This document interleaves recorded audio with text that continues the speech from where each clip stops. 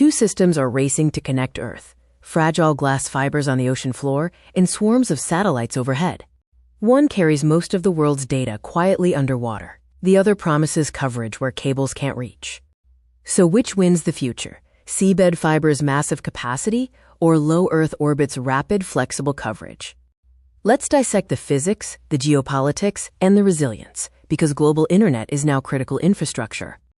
Undersea cables are the internet's hidden highways, hair-thin glass fibers wrapped in armor laid across entire oceans.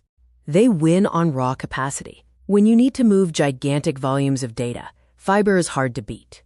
But fiber isn't magic, it's physics. Light fades as it travels, so repeaters amplify signals across thousands of kilometers.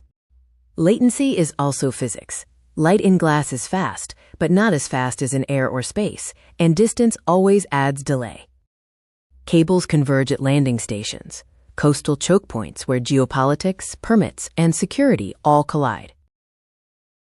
Those landing points connect into terrestrial fiber, data centers, and national backbones, making the shore the real battleground. Resilience sounds strong until you remember the threats: anchors, fishing, earthquakes, and deliberate sabotage. And repairs aren't instant. Fixing a break can mean dispatching specialized ships and days or weeks of disruption. Now look up. Low Earth orbit satellites form a moving mesh, handing your connection from spacecraft to spacecraft. The pitch is simple: near global coverage, fast deployment, and service in places where trenches and cables don't exist. Latency improves because LEO satellites are close compared to old-school geostationary satellites far above Earth.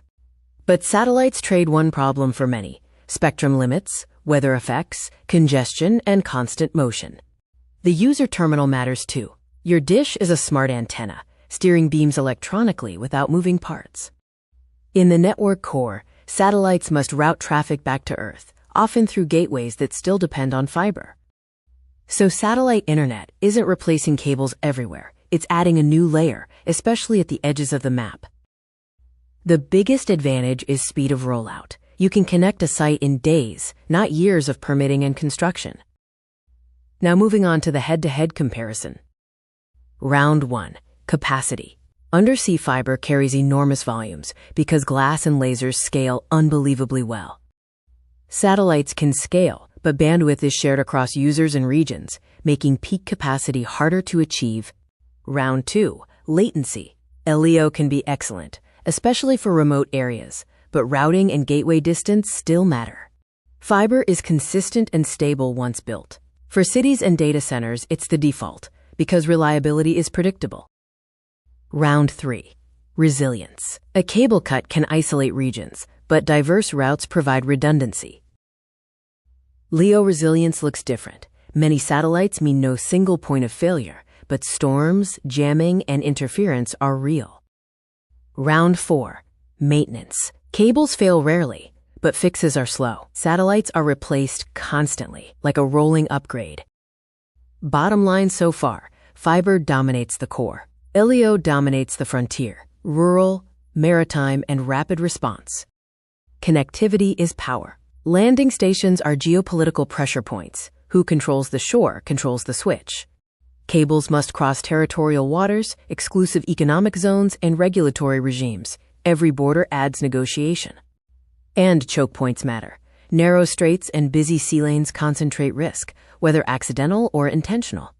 Satellites shift geopolitics upward: licensing, spectrum rights, ground gateways, and who can legally provide service. In conflict zones, the story gets sharper. Satellites can restore connectivity fast, but they can also become targets. Meanwhile, fiber is hard to block completely without being noticed, yet the shore and repair logistics are vulnerable. Data sovereignty also enters the chat. Where does traffic route? Where does it land? And whose laws touch it? So the new infrastructure map isn't just engineering, it's diplomacy, security strategy, and national resilience planning. The real winner may be a hybrid: fiber as the spine, satellites as the shock absorbers and last-mile lifelines. Expect smarter routing, traffic shifting automatically based on latency, congestion, outages, and cost in real time. In the next decade, global connectivity won't be one network. It'll be a layered stack spanning seabed to space. So, Team Undersea Cable or Team LEO Satellites? Comment your pick and subscribe for the next Future Tech Breakdown.